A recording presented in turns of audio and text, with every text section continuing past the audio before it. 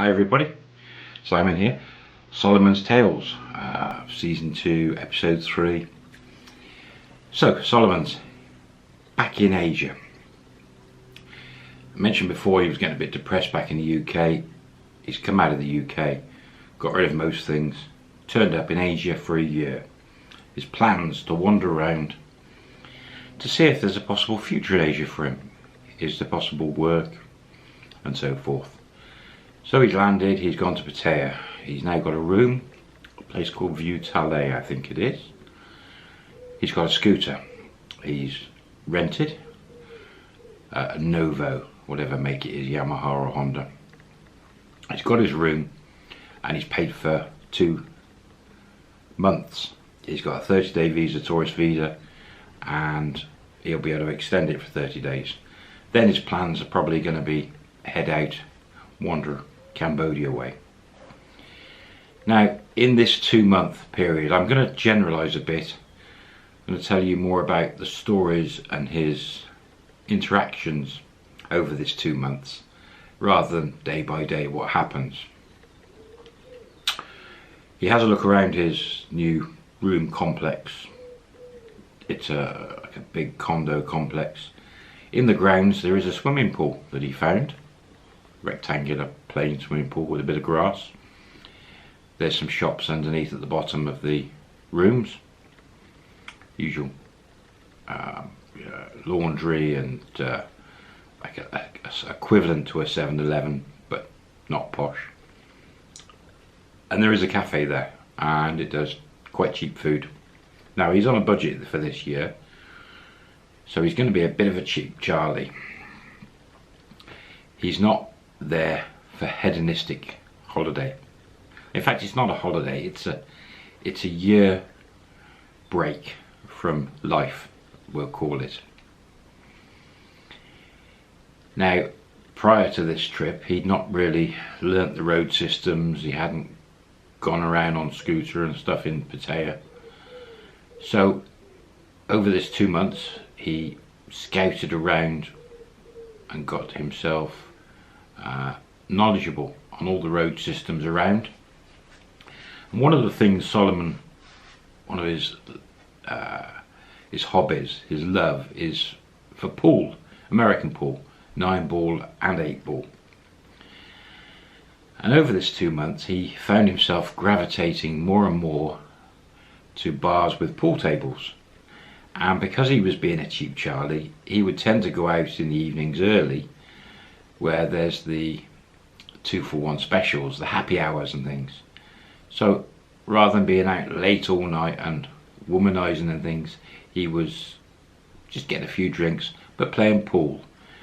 Some bars the pool was free, but quite often you'd pay a little bit of money to play.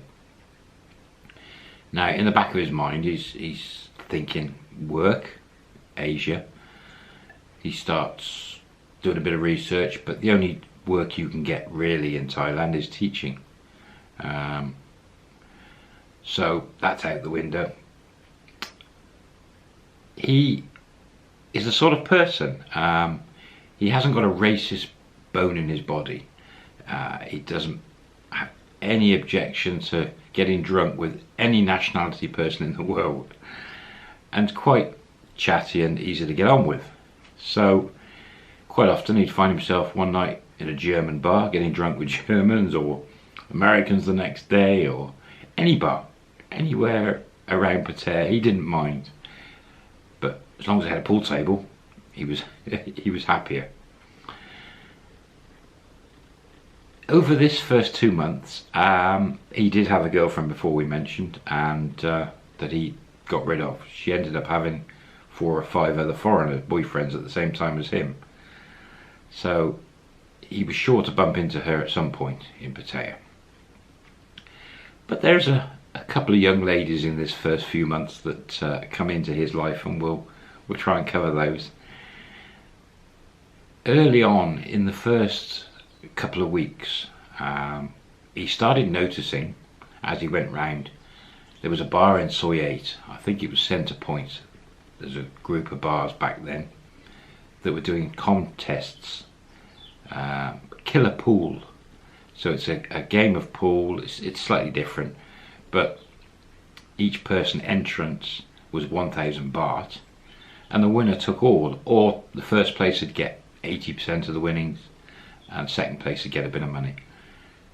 And he suddenly started spotting this. This goes on in a few bars. Now, he fancied himself, and he was a good pool player. And he started wondering, was this a way of making a little bit of money? It's not work, it's illegal to gamble. The way they're doing it, I don't know. But he spotted this.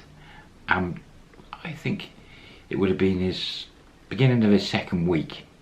He went into this bar in Centre Point in Soi 8, down by the beach, and this killer pool contest was on. Bit of a gamble, 1,000 baht. Again, back then the exchange rate was 75, 80 baht, so good, not bad. And he entered this contest. And yes, first entrance, first time he played. I mean, he hadn't really played killer pool before, but it was quite easy. And it was at about 9 o'clock at night. Quite a few of the contestants were tipsy, merry, drunk.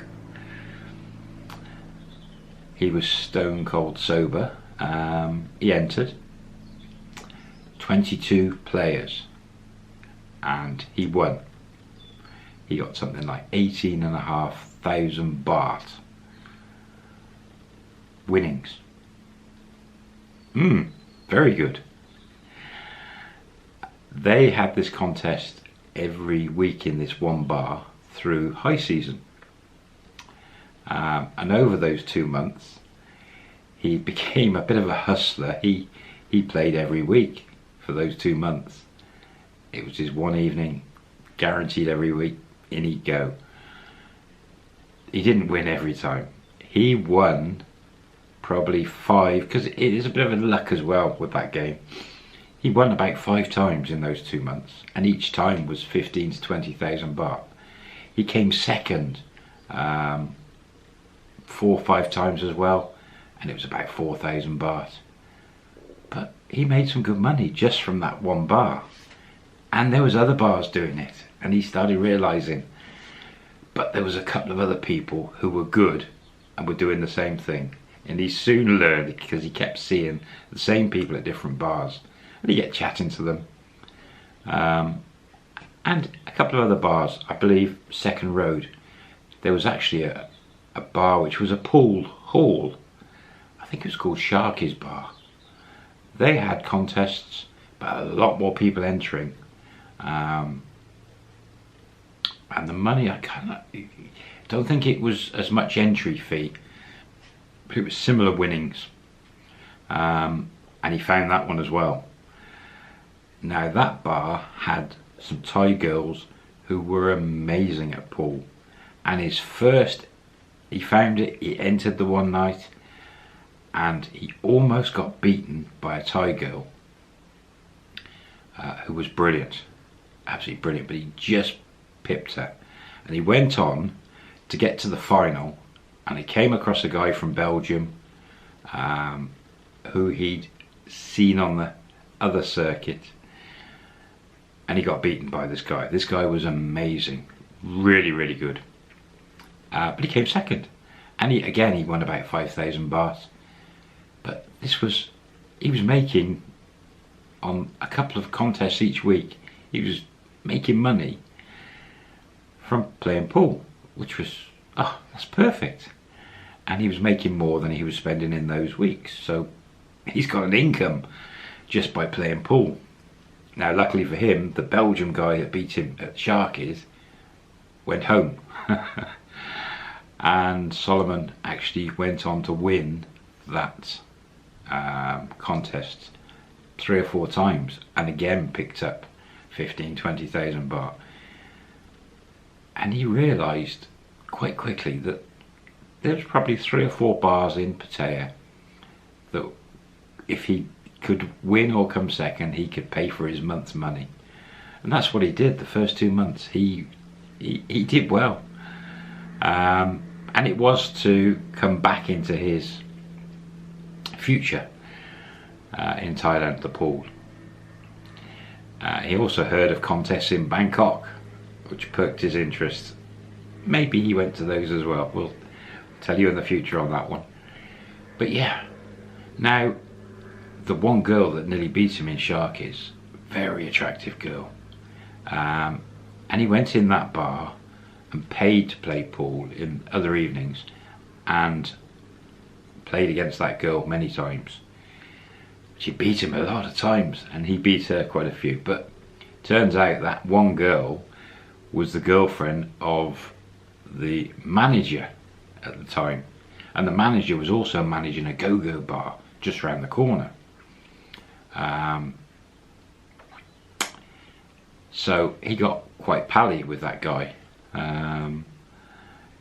and just loved playing pool against that girl, and the fact that her boyfriend, he explained to the boyfriend, and they got on really well.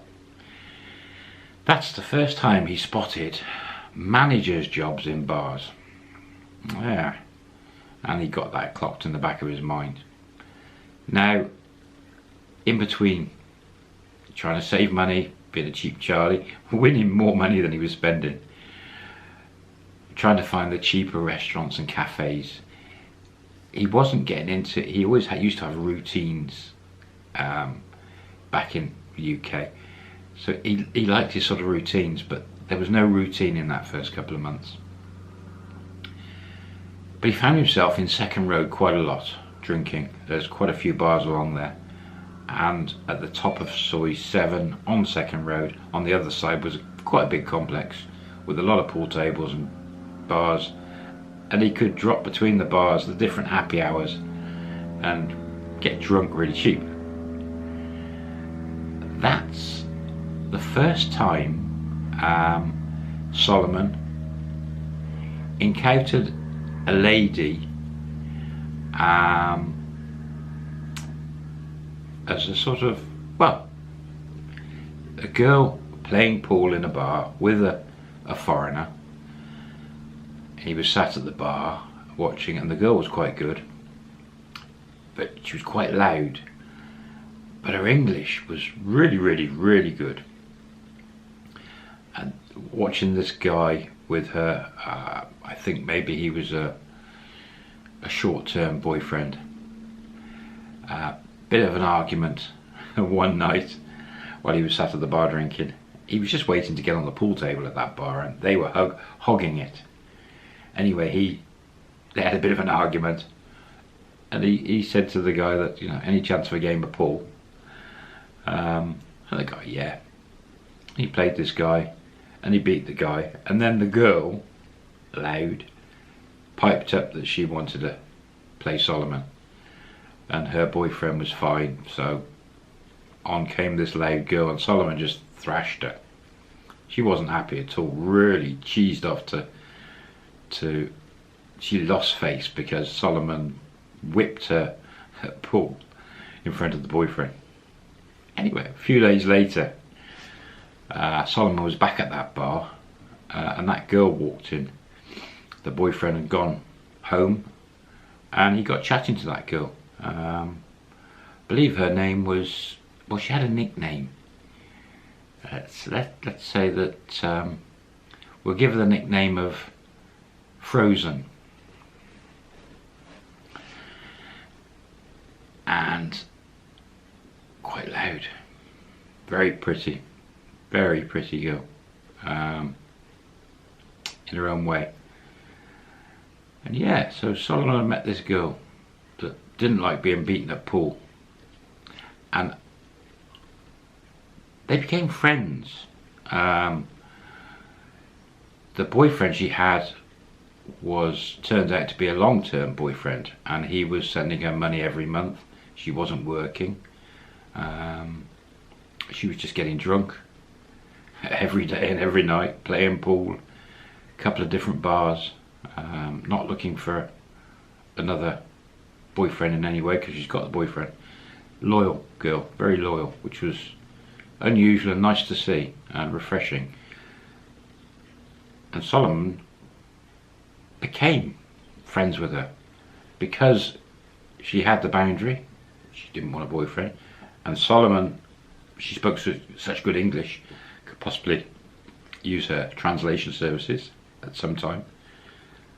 A friendship started. Very good. Anyway, time shooting on again. I'll catch you on the next one. Tell you about more about Frozen. Do you recognise that name? See you soon.